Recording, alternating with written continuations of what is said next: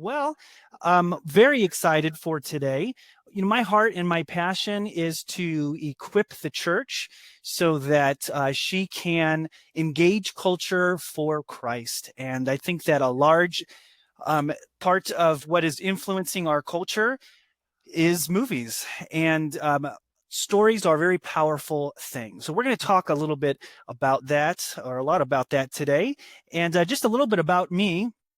Um, my wife and I have lived in Kentucky and Tennessee over the last decade, and we've been teaching in private Christian schools. We've started three youth theater programs, and so we've been really involved in the arts, trying to influence a culture, a young culture, with stories for Christ. And it's been a challenge. And the longer I've been in the classroom, the more I've realized how influential stories are. And so that's kind of the premise of today, is looking at probably the most influential story is the movie.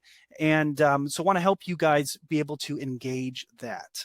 So over the last couple of years, a number of people have come up to me and asked me some real practical questions. How do I bring God into my art? A pastor teacher asked me, how do I lead kids to understand stories in light of Christianity? One ministry leader, this was actually Greg Suker, who asked me, well, okay, so how do we practically watch movies to find their worldview? And these are excellent questions that we're going to be talking about today. And so I'm going to break this presentation down into three sections. First is when we watch movies, how movies work, and how to watch movies. So I want to tell you a story, one that you are familiar with. And it goes back to the time of the Trojan War. This is some pictures from the Wolfgang Peterson film Troy.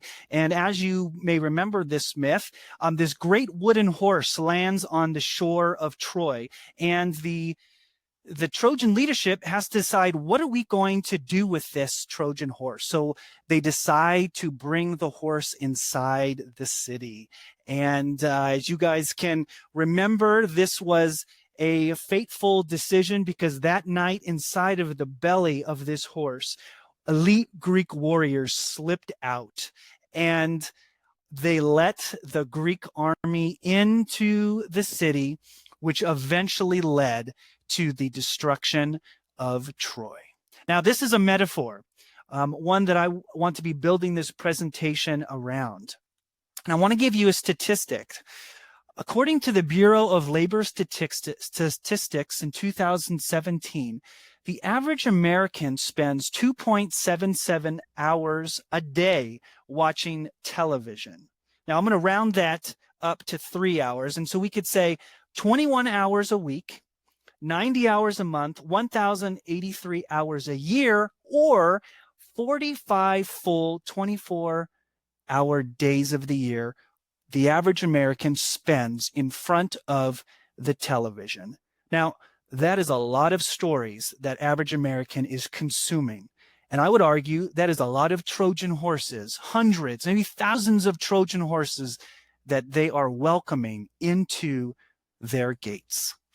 And so let's go ahead and talk about what happens when we watch a movie.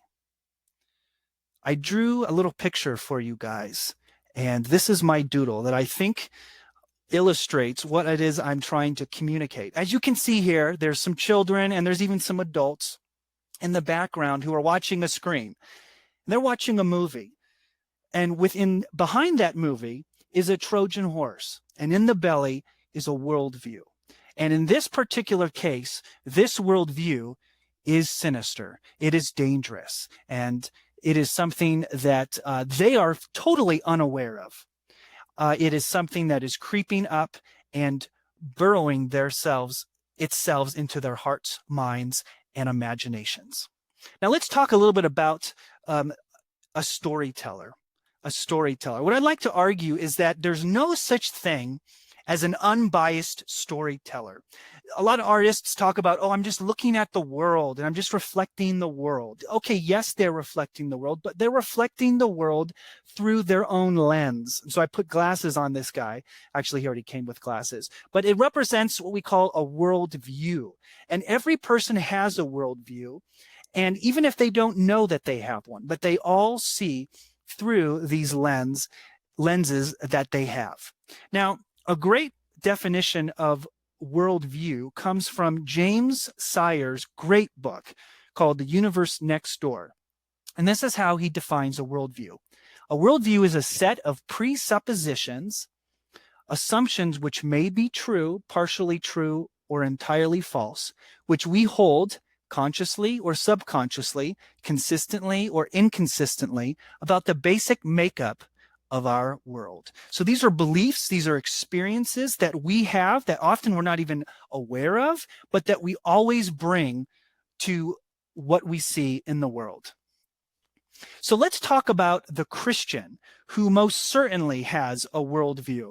This is a book called Walking on Water by Madeleine L'Engle. If you were to Google best books on intersection of theology and arts, this book would come up. It's called, like I said, Walking on Water. And Madeleine L'Engle was a very interesting woman. And I'm going to talk a little bit about her fictional work in just a moment. But let me read you a quote from her book on faith and art. She says, quote, "That's probably the chief difference between the Christian and the secular artist.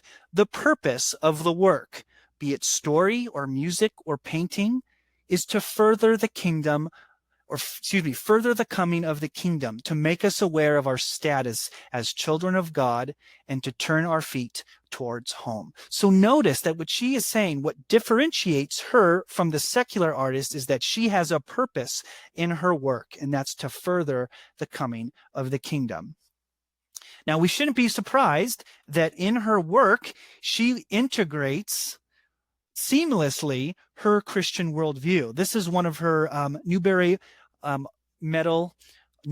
Award-winning medal book called A Wrinkle in Time. And literally in this book, she quotes large passages of scripture. On page 76, she quotes Isaiah 42. On page 222, she builds a whole section of the book around 1 Corinthians 1, this idea of the foolishness of God is wiser than men. Madeleine L'Engle can't help but bring her worldview into her work. Now let's talk about the non-Christian artist. This individual has a worldview as well. And what is interesting is Disney remade A Wrinkle in Time, and they did it with their worldview. Jennifer Lee is a screenwriter, and she was the individual behind the movie Frozen. And here is Lee talking about L'Engle's faith. "In a good way," she says, "I think there are a lot of elements of what she wrote that we have progressed on as a society, and we can move on to the other elements." So what does that mean? Well, L'Engle's Christian faith is something that our society has moved past. And so we're going to implement something else. And what do you think that she's going to implement into her modern retelling of A Wrinkle in Time? Well, let me show you some scenes from the movie. Here's Chris Pine giving a presentation. He's a physicist, and this is what he says. "What if we're not just in the universe, but the universe is within all of us?" Okay, interesting. And then we have Oprah playing Mrs. Witch, who tells the lead character, Meg, a young girl, "And you won't be able to tesser," that means move through time, "until you become one with the universe and yourself." And then one of my favorite scenes, I'm being a little sarcastic, is this wonderful meditation scene, which they bring in Galifianakis, a comedian, Zach Galifianakis, who encourages them all to center themselves and meditate. Friends, what they have done is they have completely gutted Madeleine L'Engle's story of her faith, of her worldview, and infused this Eastern spiritualism. This is a Trojan horse. Now, as you're probably guessing, when we watch movies, we receive a worldview, whether we like it or not, whether we know it or not. Now, let's go ahead and move on to the second section, and let's talk about how movies work. So, why do we watch movies? Well, there are a lot of reasons, but the reasons why I usually watch movies is because I'm coming in, I'm wanting to relax, escape, amuse myself. Amuse basically means not to think. And these are many reasons why, as you can see on the PowerPoint, we just let those Trojan horses right in to our hearts and our minds. I want to read you a passage from 2 Corinthians, where he talks about the war that really is going on right now in this world. It's a cosmic war. Paul says, "For the weapons of our warfare are not of the flesh, but have divine power to destroy strongholds. We destroy arguments and every lofty opinion raised against the knowledge of God, and take every thought captive to obey Christ." We are in a war of arguments, but the problem is the most influential manifestation of this war is in stories and in movies. And the problem is that in movies, their prime communication is not through the argument or the syllogism or the proposition, which we can easily analyze with our minds. No, movies work more like this. They have multiple aims.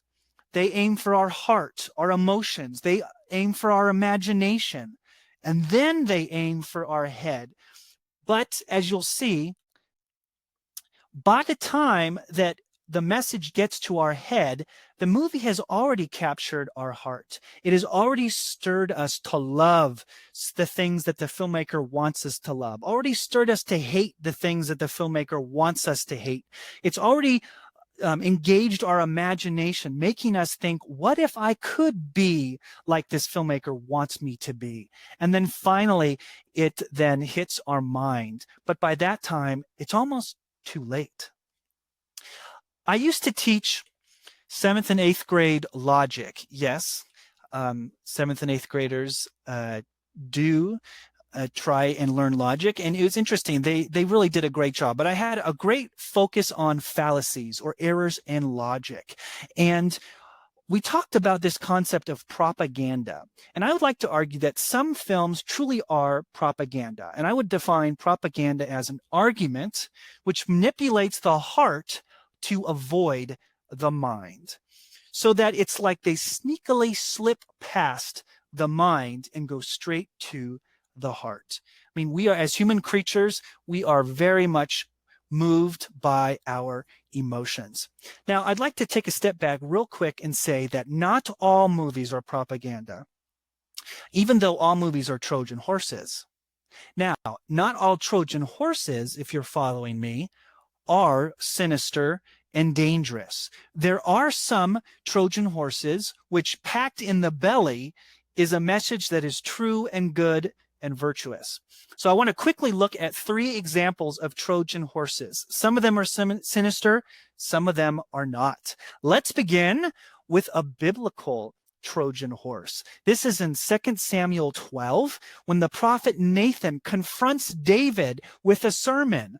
No, I'm sorry, actually, no, with a story. He comes to him, weaves this story, draws David in, so that David's emotions are stirred. He's angry at this ruler that Nathan told him about, who took another man's lonely sheep.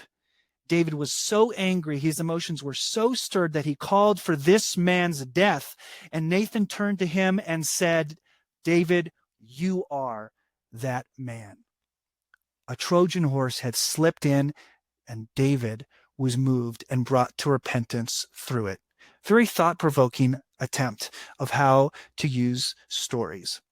The next one is a movie called War for the Planet of the Apes. It was written, produced, and directed by a man named Matt Reeves. This is the reboot of the classic Planet of the Apes, and this is the final installment. This is the final story in which the the humans are trying to wipe out the apes once and for all.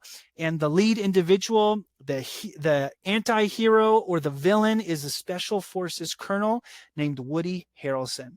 What I'd like to argue is that this movie actually is a retelling of the Exodus story. And Caesar, the lead ape, is portrayed as Moses. Now, I want you to notice what these filmmakers subtly are doing. Now, look at this scene. We have a cage, and this reminds me of the Israelites being enslaved by the Egyptians.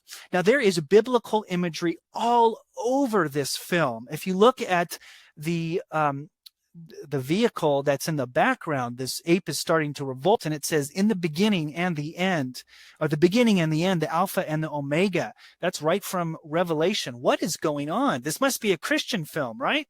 Well, I don't know. Here is Special Forces Colonel, played by Woody Harrelson. What's interesting about him is he reminds me a lot of Hitler. He's this very charismatic individual who wears all these religious imagery like crucifixes.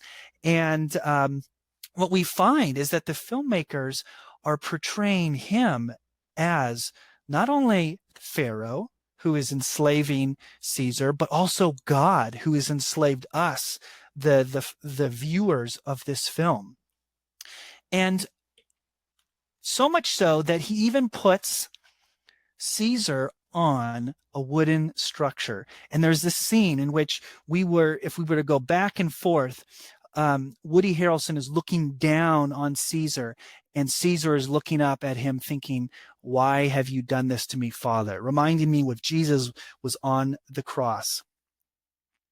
Now, what's interesting is the whole objective of Caesar is to free his people from the colonel and bring them into the promised land. Does this look familiar to you? Into the wilderness.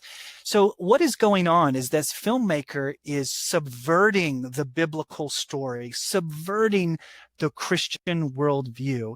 And if we don't think carefully about it, we may not see it. And even though there is religious imagery, Christian imagery all throughout it, it's being used to subvert and not affirm. I'd like to introduce you to another film, one that is actually excellent. It's called A Quiet Place. It was made in 2018. It was directed by John Krasinski. You may recognize John from The Office, the television show. He played Jim. And this story is an interesting one. It takes place in a post-apocalyptic world in which monsters are ruling the world and eating the people. And what they've found out is what attracts them is noise. And so hence the title, A Quiet Place. And what I love about this movie is that this movie is all about the family in hostile times, the family being attacked. And so this movie is about this father training his daughter and his son to live in a hostile world. Ultimately, he's preparing them so that when they die, that they can live in this monster-run world. There's some beautiful moments when they are just trying to survive as a family. And here we can see that the family is holding hands and is praying. Ironically, though, the father is not holding hands, and maybe that could be something that we could discuss later. But there is some religious imagery in here, but nothing like we saw in the War for the Planet of the Apes. And so here's another image of the mom training her daughter to thrive in this hostile world. Finally, I'm not going to give anything away, but there's some real powerful images of a father sacrificing himself for his family, which truly reminds me of what Paul talked about in Ephesians 5. Now, this is really fun. He went on the Jimmy Kimmel show, and John Krasinski explained exactly why he wrote this movie and directed this movie. He says, it sounds psychotic, but it's a love letter to my kids. I wrote the movie for my daughters. Now, this is very interesting because this movie is packaged in the genre of horror. Just look at those covers. Would you naturally, if you saw um, that cover on Netflix, especially if you had your family around you, would you go watch that? I wouldn't. It was actually in a recommendation. See, this is sometimes how Trojan horses work. They masquerade as something that's not expected, just like what Nathan did with David, but then also just like they did with the war for the planet of the apes. Now let's go ahead and move on to the final section, how to watch movies with a Christian perspective. I'd like to argue that really the problem here is not what movies we watch necessarily, but it's how we watch them. I was just brainstorming recently just about the different ways that Christians, I notice, approach movies. I'm just going to quickly go through this. None of this is really based in hard research, but this is just from my perspective, what I've seen is that these are some of the ways that we Christians approach stories and movies. Some we might say, you know what, I only want to stick to the facts because only the facts are what tell us the truth. In a modern world with science that is so predominant, that's a common way for us to look at stories. We might also say, you know what, my time is limited. Fiction is less spiritually beneficial for me, so I'm just going to stick to nonfiction. Sometimes we may look at films and we may say, you know what, I'm just going to watch a film based on how it is rated. G, PG, PG-13, R, and that's pretty common where I hear a lot of people say, I don't watch PG-13 or R movies, and I don't fault them for that. I'm just noticing this is what I see. Oftentimes we say, you know what, I don't watch horror films. I don't watch soap operas. I personally don't watch soap operas, but sometimes we just think there's nothing redeeming in horror films, and I'm going to stick with drama. Well, I'm going to especially stick with documentaries because those correspond best with the truth. We might also take another approach, which says, you know what?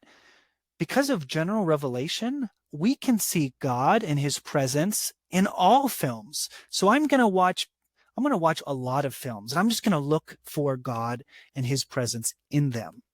And then finally, some might argue, you know what, I am a Christian. I am not bound by the law, so I'm free to see all movies. And so they do. They go and they see everything.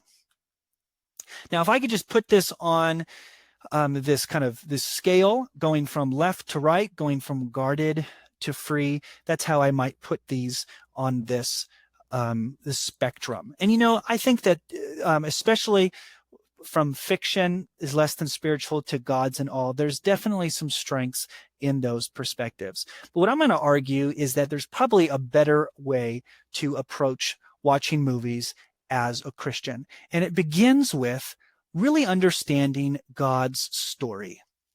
Now, I'm going to quote you something that I love because I've been involved with drama for so long that Dorothy Sayers really makes a great point here. This is from her work, Creed or Chaos. She says, the Christian faith is the most exciting drama that ever staggered the imagination of man.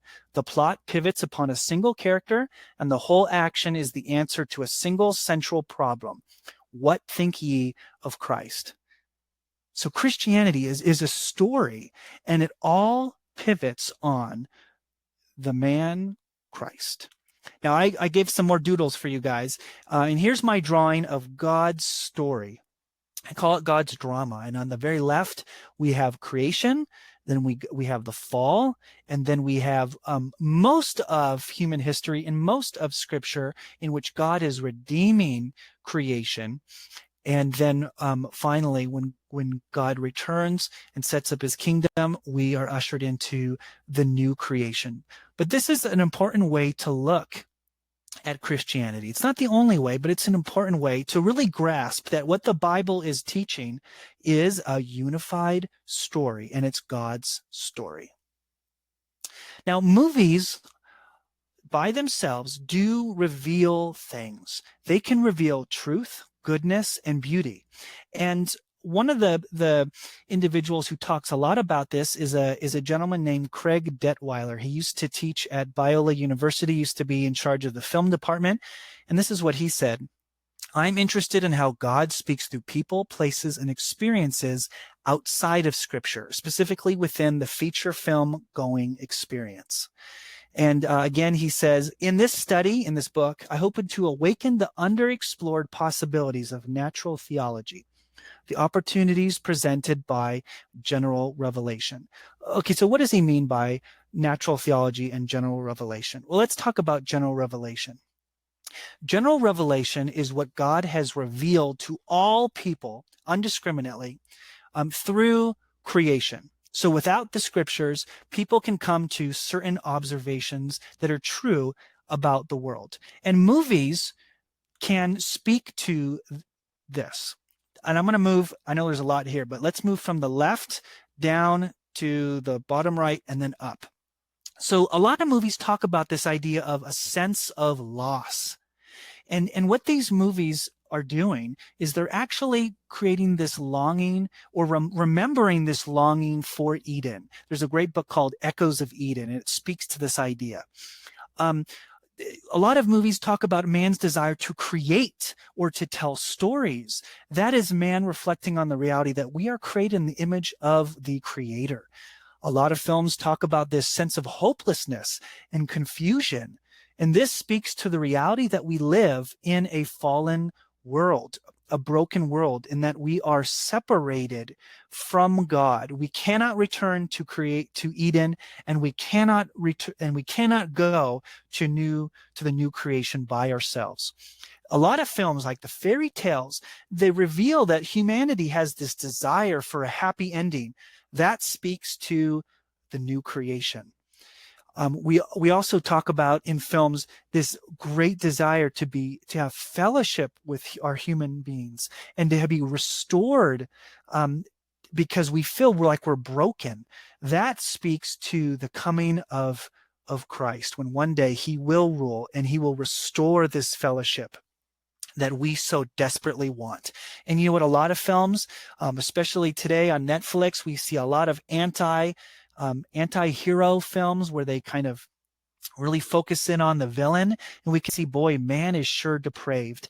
And this is a true observation that really speaks to the fall of humankind.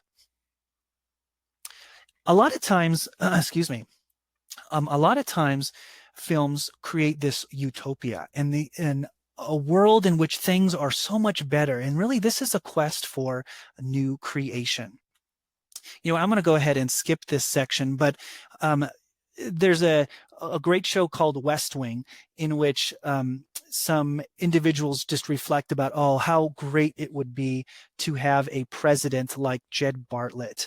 And and the writer Aaron Sorkin talks about how he really didn't intend to persuade the audience that this is how things should be, but truly, as Brian Moylan says in The Guardian, is that Sorkin has a mission.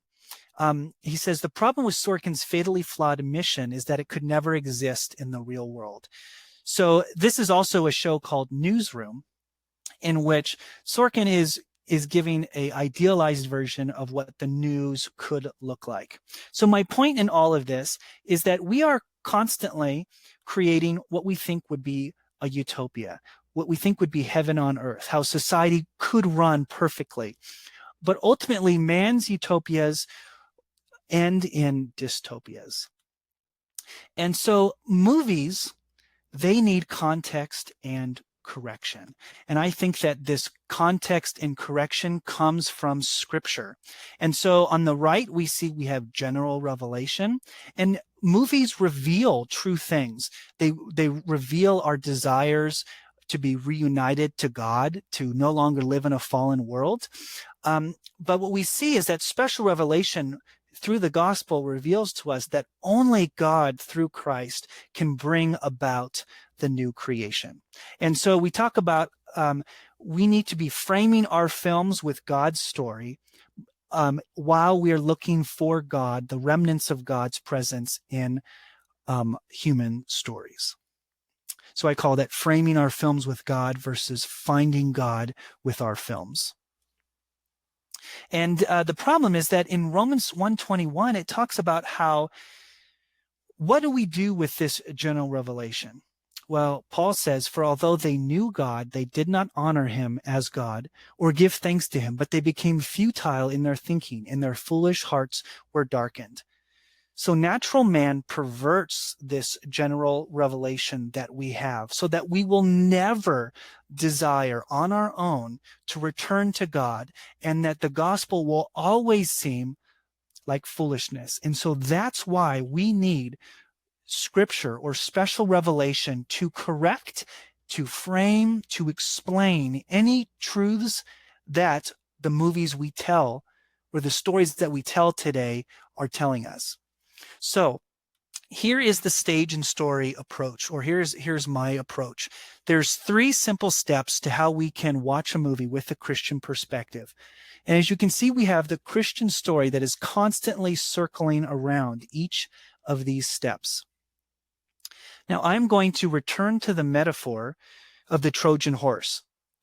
So let's look at the very first step. The first step is in the guard tower, right? The role of the guard is to search for potential threats. And in the story of the Trojan horse, those guards were the ones who saw, hey, there's a wooden horse on our shore. That's all that they did.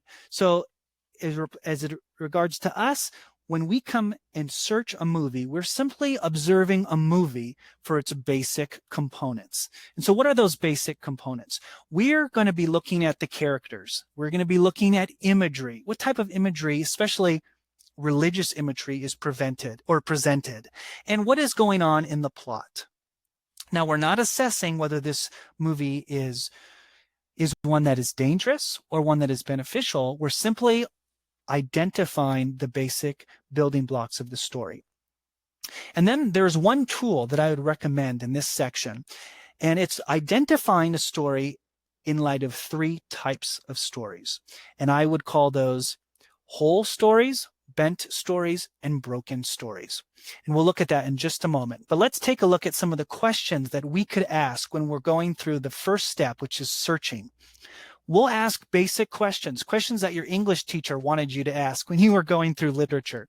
What does the hero want? Now, the imagery. How is the religious imagery being used, if there's any, in this film? And this plot in this movie. What is the movie's message? So we're just making observations at this point. Now, let's look at this first tool. We can see that this is not a perfect categorization, but it is one that's helpful. And we can break stories into 3 categories: whole stories, broken stories, and bent stories. So let's first look at whole stories. Whole stories are stories in which good is portrayed as good and evil as evil. And in the end, good wins. A great example of this is Lord of the Rings. A broken story is when good is clearly distinct from evil, and evil is clearly distinct from good, but in the end, evil wins. And Zodiac is a movie in which a serial killer is being chased and in the end is never caught. And that's a broken story. And then we have the bent story, which is wildly popular right now, in which evil is actually portrayed as good and good is actually portrayed as evil, so that we, like in Ocean's 11, are found rooting for the bank robbers, and we are rooting for them to escape the rightful owners of what they're trying to steal. Isn't that interesting how that works? So we have whole stories, broken stories, and bent stories. Now let's look at the second step. Second step is now we need to take the role of the leadership. They've been notified that there's a Trojan horse, or excuse me, that there's been a wooden horse on the shores. Now they have to do the hard work of assessing, is this thing, well, what is it? Is it good? Is it bad? Should we bring it inside the gates or not? So that's up to the leadership. And this is the most important step in understanding a movie from a Christian perspective. So we're trying to understand, what is the film saying, or what is the worldview behind it? And so we can break this step into a number of sections. We can focus on the filmmakers and their worldview. We could focus on the critics and what they think the movie is saying or what they think the worldview is. And then we can respond to it as the audience. And then here's the second tool. Leland Ryken, in his excellent book, The Liberated Imagination, talks about 3 ways that stories interact with the Christian faith. And I'm going to give you those 3 ways in just a moment. But here are some basic questions that you could ask in the assess step. So the filmmaker, you're going to ask, what does the filmmaker say the film is about? So you know the extra features at the end of a DVD? Hey, that's how you figure out what the filmmaker thinks this film is about. You can also look at interviews with the filmmaker. I also like to look at Rotten Tomatoes or Metacritic to see what the critics say this film is about. And then finally, as an audience, we respond to the film. And we respond to the film, remember, in light of the Christian story. And so we ask ourselves, is this film trying to undermine the Christian story, like War for the Planet of the Apes was? Or is it affirming elements of the Christian story, like I think A Quiet Place was? Now let's look at that second tool. Ryken says that there's 3 ways that stories and engage with the Christian perspective or the Christian worldview. He says allusion, and these are simply bringing up imagery, word imagery or actual visual imagery in the story that somehow connects with the Christian faith. Then we have an inclusive engagement, and this basically means that the story brings truths that Christianity affirms, but these truths are not exclusive to Christianity. So this might be something like the idea that God exists or that human beings, there's something wrong with human beings. Those are things that Christianity affirms, but it is not exclusive of Christianity. So Judaism, Islam would basically agree with those as well as other worldviews. And then finally, we have an exclusive. Now, exclusive means that a movie or a story deals with ideas that are exclusively Christianity or exclusively found in Christianity. So this movie, I Can Only Imagine, deals with being saved, coming to know Christ, and those are exclusive to Christianity. So thinking through these 3 ways is helpful because as we saw with the War for the Planet of the Apes, just because they alluded to the faith doesn't mean necessarily that it is affirming it. It could be trying to undermine it. So we then finally move to the final step, and this is what I call advance. So this is putting yourself in the role of the soldier. The soldier must advance, either bringing the horse within the gates or leaving the horse with outside of the gates, but it's all based upon what the leadership decided to do. So if the leadership decided that this Trojan horse is sinister, then the soldiers leave the horse outside of the gates, maybe light it on fire.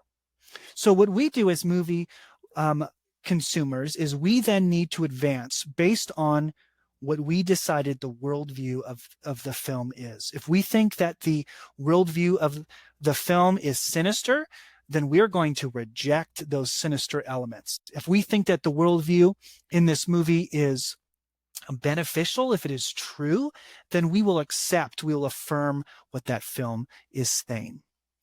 So we can see that it's two basic steps. We affirm in the film what is true and virtuous. We can bring that element within the gates of our hearts and our minds, and then we reject what we see that is not true and what we see is sinful or not virtuous behavior.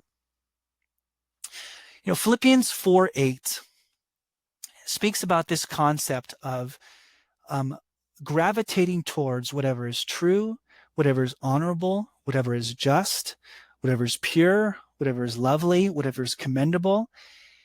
Thinking about these things, I think if we approach movies keeping the Christian story in mind, approaching these movies like a story, by looking at its characters, its imagery, its plot, by asking important questions about those who developed this film, who put their worldview into it, I think that we are able to put Paul's command into action when we watch movies. Now, I'm not saying that we should indiscriminately watch any movie just because we have a Christian perspective to it. We do need to use wisdom and discernment, but I do think that this approach will help you put Paul's command into action. Finally, I'd like to leave you with 3 recommended works that I think will be very beneficial for you. Leland Ryken wrote this book called The Liberated Imagination. I love this subtitle, Thinking Christianly About the Arts. So it's more than just stories, but he tells you how to approach any type of art from a Christian perspective. Then we have Brian Godawa. He's a board member of Stage and Story, and he wrote this excellent book called Hollywood Worldviews, where he walks through a bunch of films and analyzes the worldviews behind them. He's an award-winning screenwriter, so he knows how this works. And then finally, James Sire's excellent book, The Universe Next Door, which is a worldview catalog. So if you're thinking to yourself, boy, I only know like 2 worldviews, the atheist worldview and the Christian worldview. Well, that's okay. James Sire will introduce you to a lot of different worldviews so that when you approach movies, you can start identifying them. Well, it's been such a pleasure being with you. This time, at least for me, has just flown by. I'd love for you to reach out to me. These are my email addresses. I'm on staff at Lifehouse Theater, a faith-based community theater that welcomes over 30,000 people a year to our Redlands location, in which we are constantly thinking about these very issues that I brought up today. How do we approach stories from a Christian perspective? So for over 25 years, Lifehouse has been sending out Trojan horses full of soldiers that are delivering truth, goodness, and beauty. And so we are putting on It's a Wonderful Life right now, and it's a great story. And we're constantly writing new original musicals for our audience. We'd love to have you come and visit us. And then if you want to learn more about our ministry, Stage and Story, you can visit us at stageandstory.org.